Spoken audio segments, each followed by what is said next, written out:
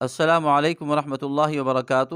ایک بہت اہم سوال وہ یہ ہے کہ بعض عورتیں حیض روکنے کے لیے دوائی استعمال کرتی ہیں تاکہ ہم روزہ رکھ سکیں، ہمارا روزہ قضا نہ ہو، روزے کی جو فضیلت ہے ہم حاصل کر لیں۔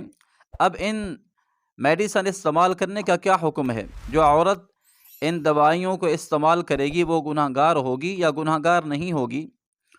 تو اس کا جواب سمجھنے سے پہلے سب سے پہلے آپ یہ بات سمجھیں، اللہ تعالیٰ نے عورت کو جو حیض یہ جاری کیا ہے، عورتوں کو حیض آتا ہے، یہ اس کی ایک زندگی ہے، نیچر ہے، یہ شروع سے چلا آ رہا ہے۔ آدم علیہ نبی جینا علیہ الصلوۃ والسلام کے دور سے اللہ تعالیٰ نے عورتوں کو یہ حیض دیا ہے، حیض کے ایام ان کو آتے ہیں۔ اب یہ ان کے لیے کوئی تکلیف دہ عمل نہیں ہے، پریشان کن عمل نہیں ہے، یہ ان کی زندگی ہے۔ اور یہ بعض عورتیں اس لیے استعمال کرتی ہیں کہ ہم روزہ رکھ لیں گی، روزے کے ثواب کو پا لیں گی، اور وہ یہ سمجھتی ہیں کہ اگر ہم نے روزہ نہ رکھا، روزہ ہمارا قضا ہو گیا تو ہمیں وہ جو روزے کی فضیلت ہے رمضان والی وہ نہیں مل سکے گی۔ تو اس کا جواب یہ ہے کہ جو عورت حیض کے آنے کی وجہ سے روزہ نہیں رکھ پاتی تو اس کے بعد میں قضا کرنے کی وجہ سے اس کا ثواب کم نہیں ہوتا۔ یہ تو اللہ تعالیٰ نے اس کی زندگی بنائی ہے، اس کو ایک نیچر دیا ہے۔ جب ہی وہ روزہ نہیں رکھے گی رمضان کے اندر ان ایام میں تو اس کے روزے کے بارے میں کوئی مسئلہ نہیں ہے کہ بعد میں قضا کرنے کی وجہ سے اس کے روزے کی فضیلت ختم ہو جائے، ایسا نہیں ہے۔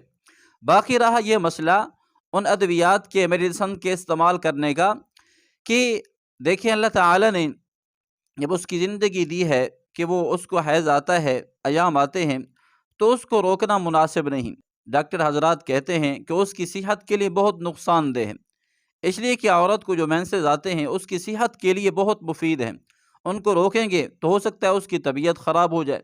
باقی رہا یہ مسئلہ، اگر کسی عورت نے وہ دوائی استعمال کر لی جس سے حیض آنا بند ہو گیا تو اس کے روزے کا کیا حکم ہے؟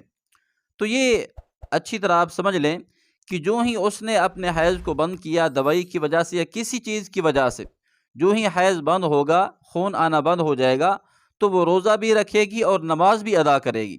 جیسا کہ بعض عورتیں حج کے لیے جاتے ہیں، عمرہ کے لیے جاتی ہیں، تو وہاں جا کر دوائی استعمال کرتی ہیں تاکہ ہم طواف کر لیں، ہمارا عمرہ مکمل ہو جائے۔ حج کے ایام میں وہ کھا لیتی ہیں دوائی، جو ہی ان کا حیض بند ہوگا تو وہ طواف بھی کر سکتی ہیں، تو حج و عمرہ کے جتنا بھی ارکانات ہیں وہ بھی مکمل کر سکتی ہیں۔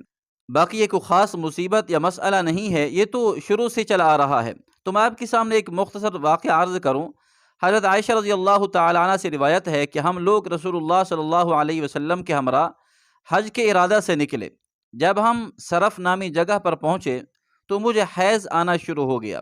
رسول کریم صلی اللہ علیہ وسلم میرے پاس تشریف لائے، میں اس وقت رو رہی تھی۔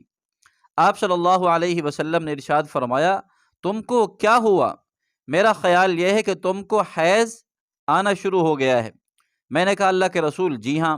تو آپ صلی اللہ علیہ وسلم نے فرمایا، یہ تو وہ امر ہے جو اللہ تعالیٰ نے آدم علیہ السلام کی بیٹیوں پر لکھ دیا ہے، تم تمام کام کرو جو کام حاجی لوگ کرتے ہیں، لیکن خانہ کعبہ کا طواف نہ کرو۔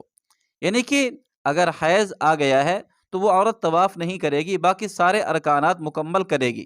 ہاں، اگر کسی عورت نے حیض روکنے کی میڈیسن استعمال کر لی، دوائی استعمال کر لی، تو وہ روزہ بھی رکھے گی اور طواف بھی کر سکے گی۔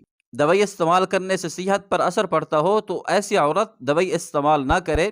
ہاں، اگر کوئی ایسا مسئلہ نہیں بنتا، طبیعت خراب نہیں ہوتی، اگر کسی نے دوائی استعمال کر لی تو اس کو روزہ بھی مکمل ہو جائے گا، حج اور عمرہ کے اندر طواف بھی کر سکے گی۔